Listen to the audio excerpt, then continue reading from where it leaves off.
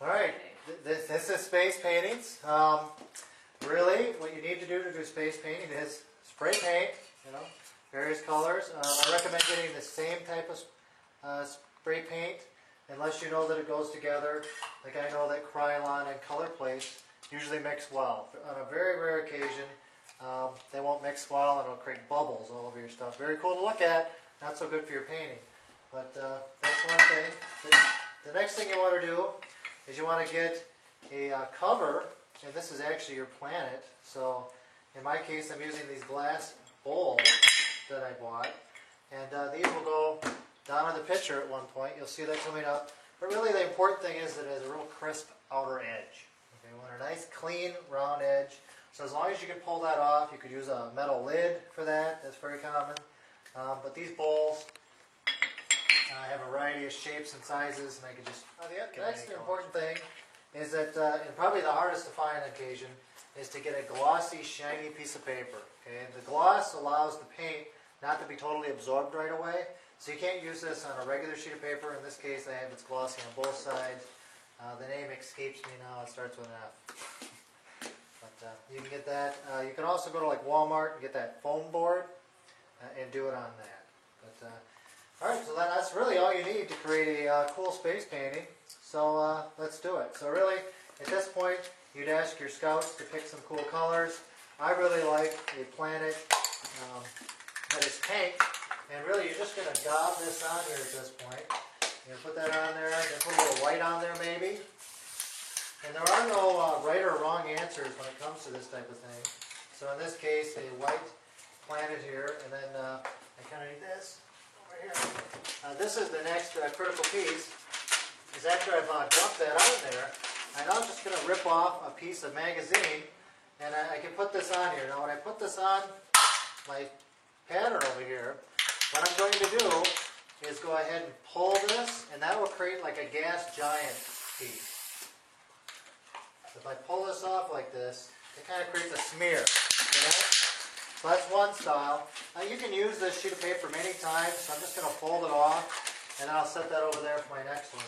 Another really planet that I like is a blue and green planet. Put some blue down. And really, this size is in relation to these bowls. So depending on how big I make this, is how big a bowl I can put on there later. So you kind of want to keep track of how big you're making it, so you know what's going to fit later. I can now put some green in there. Oops, like this here. And now I can take that sheet of paper which blew away, right here, and instead of pulling it this time, I'm just going to lift it off. Okay? Now notice the difference here. This one's a very smooth outline. Here, this is more textured. Okay? So this would be like a gas giant type planet. This would be like an earthly type planet, one of the inner solar system, more of a rocky planet. And I usually fold that in there to try and keep that, if it does blow away, it's not a mess on your floor. Alright, and one thing about art, it looks good in threes, so you probably want to throw a third painting on there. And if you want, you can get a little crazy and zany, and you can make like a silver and gold planet. That looks kind of funky.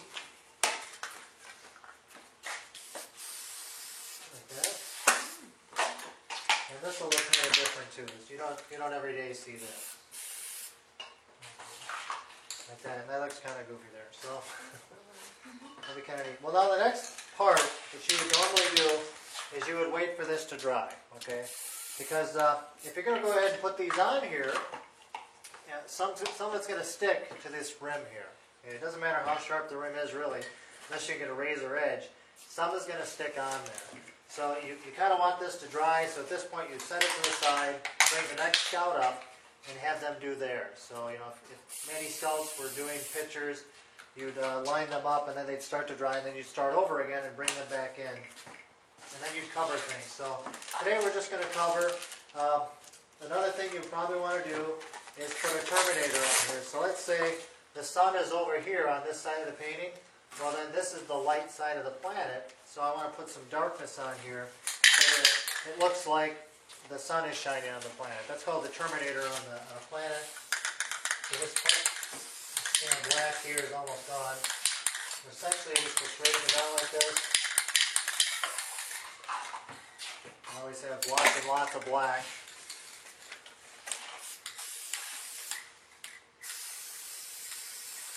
Just like that. And obviously this would be part of the drying step. But now, we can go ahead and put these on here. And I usually try and make as large a planet as possible when I get these. I worked hard on it, so I might as well make a big planet if I can. You know, in this case, this one's just too big for it. So I have to choose a smaller one, like maybe this one. Just like that. You will get a little paint on your hands, no big deal, washes on. Okay, now the hard part's done. Yeah, that was hard, right? Making these things is very easy. So now at this point, you just cover the entire paint, or the entire picture rather, in black.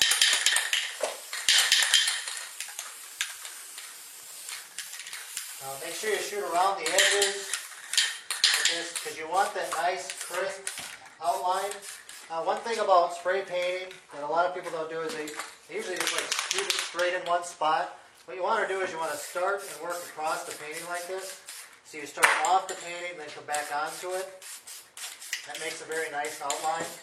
When you're doing the black, that's less critical because you're just covering the whole thing in black. So you don't even have to be a real good spray painter to do this well, because it's very forgiving, very forgiving.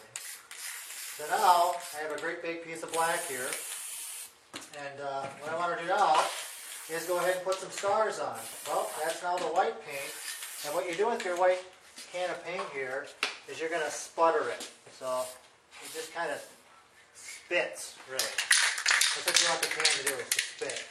So I'm just going to spit that all over this painting here.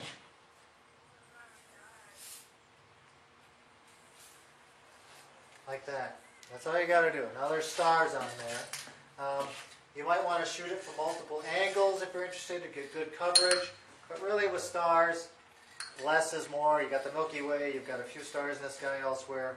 Stars are stars. So it always looks good. If you really want to do something extra, you can go ahead and just take a can of purple or teal, which I'll probably do both, and maybe throw a little yellow in.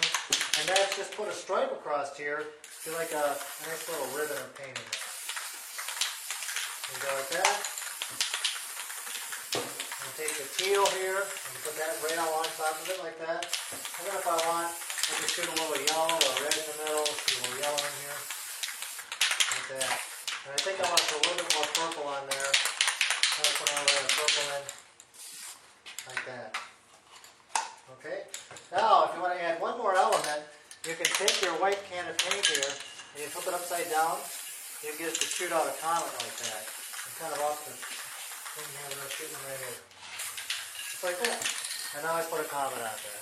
Now if you wait until the paint's dry, you want to have this little ring from the top of the can. So there are some steps in here you want the paint to dry. But at this point, we've created a space painting and we're done. So you can now pop these off here. This is actually the most exciting piece for me, because I now get to see what the space painting actually looks like. So I can pop these off of here.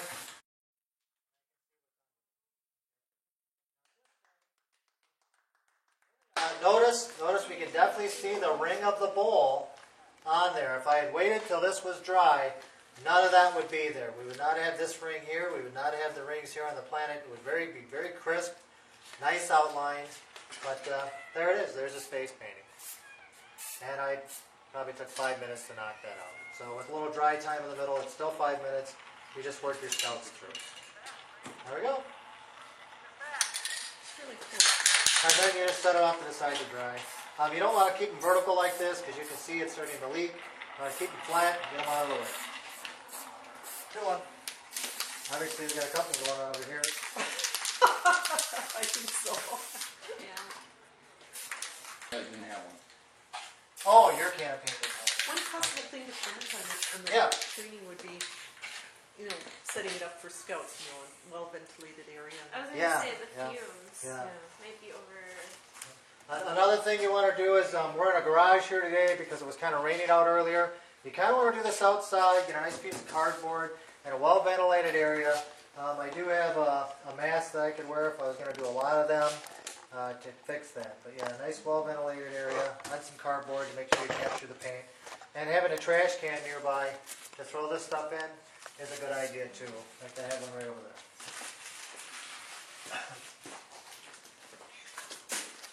It's really amazing what neat,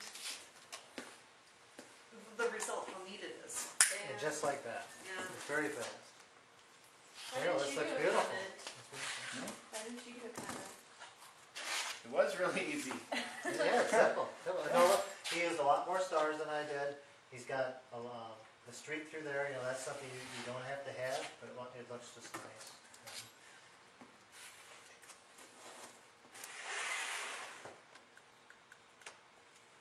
So with the magazines, there's two techniques. One is the smear and one is the pickup. Yeah, exactly. I have kind of invented the smear one myself, but yeah. Look great. I love this purple planter here. It's very nice. You know, one of the things that I come over to do at my pack is have the boys kind of each pick a can of paint, their favorite color, and then make a planet together. Saw, maybe use one of those great big ones and draw squares on it. Have each boy squirt the squares, and when we're done, we'll have a bunch of planets. I'm not sure if There you you go. Now here, your thing wasn't on. See that? Either you put that on second, or the lid lifted off, and you shot under. Oh. But it looks right. Well, It that still was doesn't really look wrong. Oh, yeah. It I still think doesn't there's look wrong. no wrong way. Like, you can't really screw up this. You I can't. feel, because it still looks awesome. Well, you could also respray over it if you wanted to. Yeah. Well, you could, Yeah, but, you could, but it gets a little hard. You can start to see that imperfection if you try and do it right. But you know, you got a back side. You flip this over, it's a brand new paint painting. Oh, there you go. Waiting to happen. Is it okay if I leave mine? Here's sure reason. But it's time for your scouts to take them home. A plastic bag is not a bad option. You simply pick up the painting, which is of course wet, and you would have another adult hold the bag, and then just take the painting and flex it in so that the paint's in. Then just put it in the bag here. You can actually kind of turn a little bit so that the bag holds it open. Oh. Like this here. Oh, I see. Oh, sure. And now the bag with the curve will keep it away from Right. everything else. All right, let's see. So then, Sure. there it is. Yay. So an appropriate size bag for your artwork is good. Now you ready to roll? Nice. Thank you. See you guys. See you later.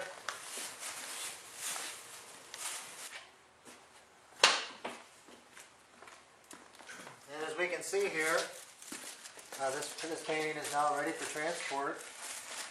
We just took a bag, we put a little tape on it to shorten the bag, and now the painting's kept inside and is protected. So even though it's slightly wet, this can be carried home by your scout without any problems.